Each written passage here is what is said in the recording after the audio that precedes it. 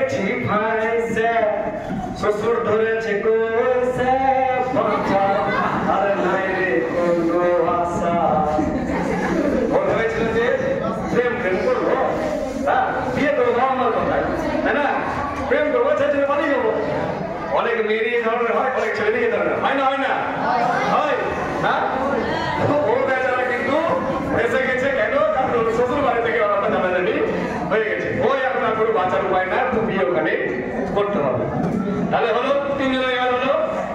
এবার 4 নম্বর লোক কিন্তু দেখো ও চাকরি পেয়ে গেছে হ্যাঁ দারুণ ব্যাপার ওইবার বলছে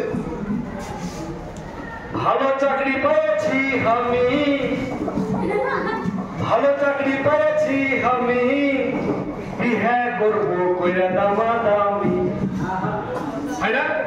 মানে যারা দেখবে সরকারি চাকরি করে ওরা ভালো মেয়ে দেখে আবার এই নিবো সেই নিবো হাবি নিবো যাবে নিবো করে না করে ওই জন্য বলছে যে আমি চাকরি পেয়েছি ভালো মেয়ে দেখে এবং ভালো মালপত্র যেন দিতে পারে সে দেখে বিয়ে করবো ওই জন্য বলছে